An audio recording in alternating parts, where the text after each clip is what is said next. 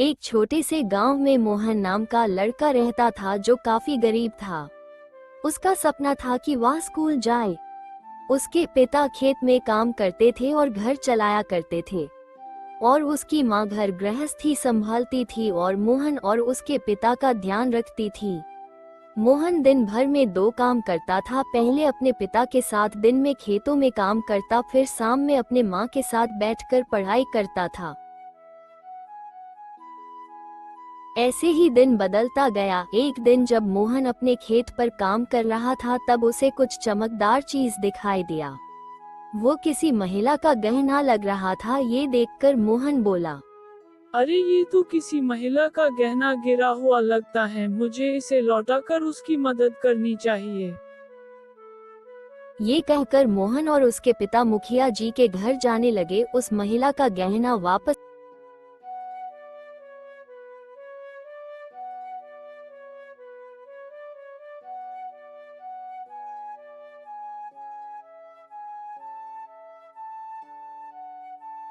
करने कुछ देर बाद मोहन और उसके पिता मुखिया जी के घर पहुंचे। तब मुखिया जी ने बोला, अरे मोनू भाई, तुम यहाँ कैसे, वो भी बच्चे के साथ, बैग लेकर, और बड़े परेशान नजर आ रहे हो, क्या हुआ?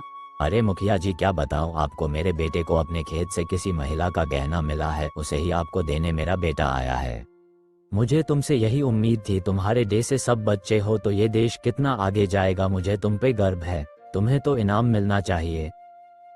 अरे इसकी कोई जरूरत नहीं है, ये तो मेरा कर्तव्य है। तभी वहाँ एक महिला चलते चलते आई और जोर जोर से रोने लगी।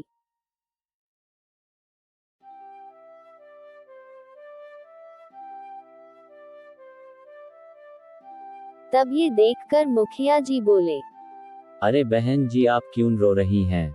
कुछ तो बोलिए। अरे मुखिया जी, मेरे गहने कहीं गिर गए हैं और वो मिल नहीं रहा है। अब आप ही बताएं मैं क्या करूं?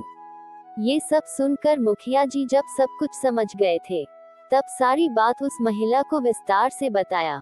देखिए बहन जी, आप चिंता मत करिए, आपके गहने सुरक्षित हैं और वो यही है। ये मोहन है, इसको ही आपके गहने मिले थे तो ये यहाँ देने आ गया। वैसे तो ये गहने रख सकता था बिना किसी को बताए, लेकिन इसने ऐसा कोई काम नहीं किया।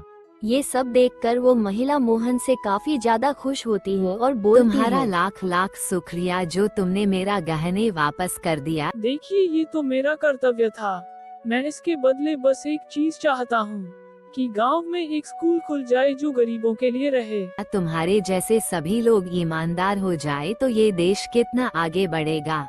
10 दिन बाद गांव के बाहर एक नया स्कूल खुला जो कि मोहन के नाम से था और उसमें अच्छी फैसिलिटीज भी थी।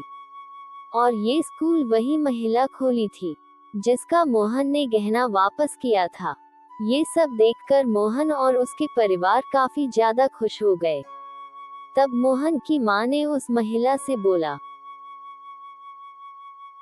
आपका बहुत बहुत ही धन्यवाद जो आपने हमारे बच्चों के लिए ये स्कूल बनवाया। इसकी कोई जरूरत नहीं है, ये तो मुझे करना ही था।